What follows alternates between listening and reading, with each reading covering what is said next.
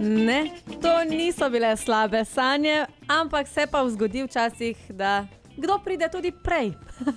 In to se je danes zgodilo Miti Terčetu, direktorju Erasola. Dobro jutro. Dobro jutro. A prideš sam malo bližje, prosim, mikrofona. Pridem. Prej in bližje, ja. Prej in bližje. Ja, en dan si preskočil. Kaj ti si dal že uro, ne, samo ura gre zdaj nazaj, ne naprej. Pa ne za en dan, ampak za eno uro. Tako. Ampak, lej, mi smo te veseli, kadarkoli prideš. Te bom pa nekaj vprašala. Na danes, ko si spet tukaj, pomeni, da bo slabo vreme. In jutri bo očitno malo boljš vreme, ne? Ker jutri bi mogel priti, pa si zdaj videl, da je vremenska malo boljša in da boš skakal po strehi in spet vzdrževal sončne elektrarne. Pa je sploh še čas za vzdrževanje sončnih elektrarn ali že blokirate pomlad? Nekako zadnji čas še za kakšno čiščenje, za elektropreglede še vedno, ampak vedno bolj prihajamo v obdobje, ko bomo kupce nekako na pomlad ali pa začetek tam, konec februarja, začetek marca, ko se utopli, da se spet elektrarne očistijo za, rečemo, poletno, pomladansko glavno sezono proizvodnje. Se pravi, zdaj naročujete za naslednje leto za vzdrževanje, ampak tudi za sončne elektrarne, ki se še vedno splačajo. Ja, trenutno smo bolj aktivni na področju sončnih elektrarn, zato našo akcijsko ceno za 11 kW elektrarno z 20 kW hranilnikom pod 8.000 evrov po subvenciji je res nekako hit in tukaj je ogromno povpraševanje in tudi že soglasja številne stranke imajo, tako da zdaj predvsem hitimo tudi na tem drugem področju montaž, da preden pride zima ali pa resno slabo obdobje, še posebej na tistih strmih strehah, da čim več uredimo pred zimo in tudi papirje damo za subvencijo, ker je res čudovita in res ne vemo, dokdaj bo še ta lep trenutek 40% subvencije trajal za gospodinstva in 65% za mala podjetja. Ja, super, ampak jaz bi se mogoče vrgla raje na vzdrževanje, še čisto pikico, zdaj, ko bo zima. Kljub temu, da je naklon, ne, ali se sneg zadržuje na sončnih panelih oziroma kako recimo na zimo dobiti čim večji izkoristek tega sončka zimskega? Naš osnovni nasvet je pustiti vse skupaj pri miru, da narava naredi svoje. Se pravi, gotovo, če je naklon nekje večji ali pa tam vsej 25 in več stopinj, sneg zelo hitro zdrsne dol. Pri manjših naklonih ostane na strehi nekaj dlje, sploh tistih nekje do 10 stopinj, tam kar nekaj časa ostane. Nažalost je res malo snega zadnje čase. Zakaj pa pravim pustiti? Zato, ker so stranke, ki so se lotile čiščenja strehe in je to zelo nevarno početje na neki strmi strehi, tako da je tu bolj smiselno počakati. Seveda pri lastnikih sončnih elektrarn, tistih, ki nimajo še dolgo sončne elektrarne, vemo, da prejšnjo zimo recimo skoraj ni bilo snega, je treba predvsem to opozoriti, da sneg bo najprej ostal nekaj časa na panelih, potem pa zelo hitro v celotni gmoti zdrsne strehe.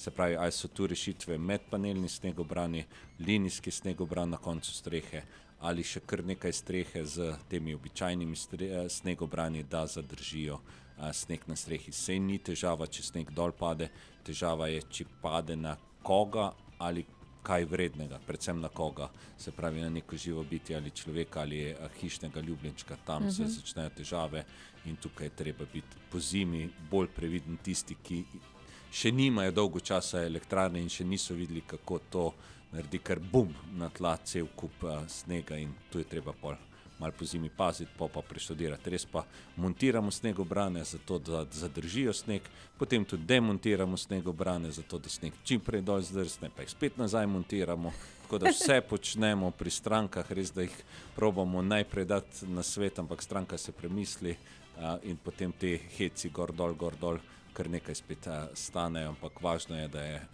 varnost na prvem mestu, pa da je stranka zadovoljna. Absolutno. Mite, da mi še eno stvar reči. Če se jaz odločim, da bi jaz imela sončno elektrarno, povedala sva že, da birokracija traja kar nekaj časa, sploh pa glede na to, da imate zdaj te ugodne subvencije. Če jaz začnem danes s tabo, da se usedeva dol, narediva ponudbo, koliko časa, kdaj bom imela jaz sončno elektrarno? Da te malo nazaj pohecam, odvisno, kje si doma, ampak rečemo, večina poslušalcev je na območju Elektrocelje.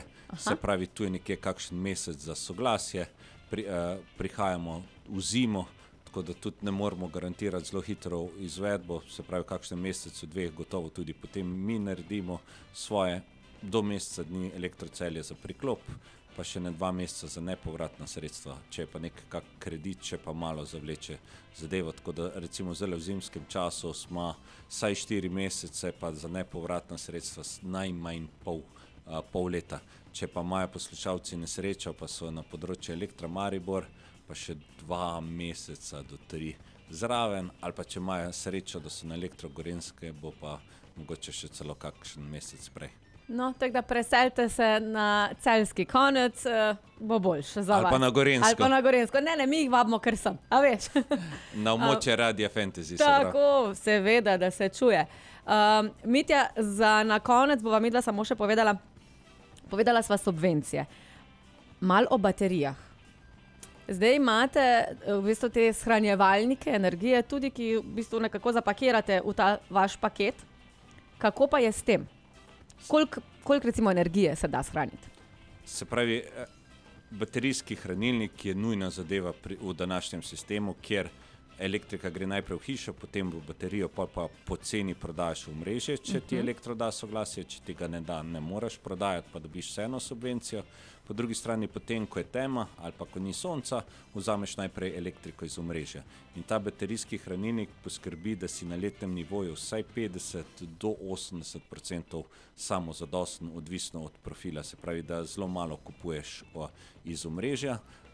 Po drugi strani je subvencija tako velika, da ti omogoča brezplačen hranilnik in še pomemben del elektrarne pokrije.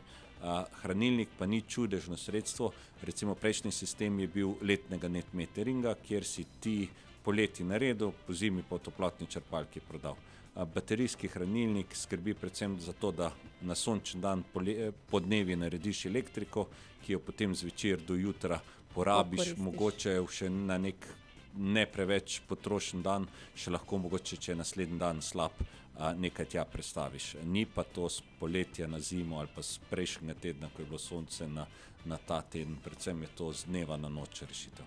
Ok, zdaj pa deva še samo povedati, koliko kilovatna elektrarna in koliko rabimo potem baterije, razmerje recimo.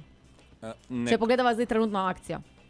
Nekako 2-kratnik inštaliranih panelov je tako čez palec, prva stvar.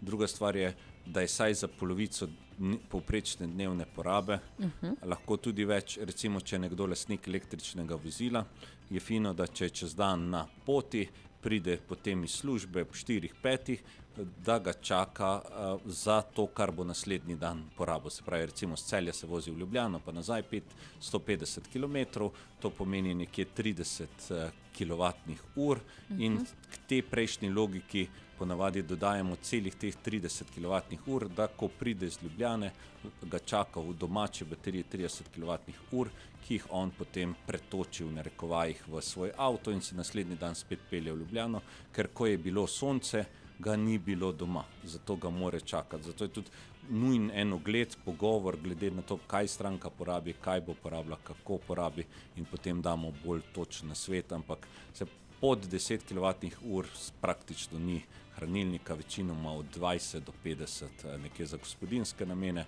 za podjetje pa tam od 600-200 kilovatnih ur in naprej. Ok.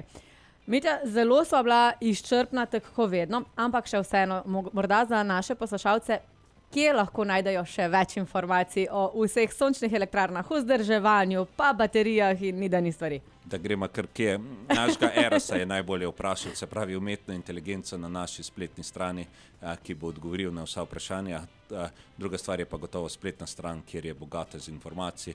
Tudi kakšen socialno omrežje Facebook redno objavljamo, kaj se dogaja, novice, montaže, nasvete, tako da tudi nekako, se pravi spletna stran, umetna inteligenca, Eras, pa seveda tudi Facebook za kake in reference, kake aktualne novice, priporočila, ideje, usmeritve. Torej, erasol.si za vse informacije in podrobnosti.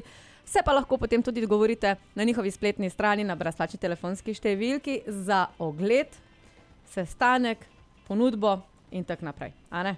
Tako je, lahko tudi pokličejo, poprskajo na spletni strani in seveda elektrarna ni, ne vem, kavni avtomat, ki ga daš na mizo, ampak je tako, kot smo rekli, treba posvetovati stranki, kaj potrebuje, tudi veliko zadev pride na streho, pod streho in je treba najti prostor in pot za vse te kable in vse te stvari, ki jih zato je nujno ogled. Ja, Mitja, najlepša hvala, da si prišel en dan prej, ampak jaz sem te vesela, tudi če boš prišel kadarkoli. Hvala.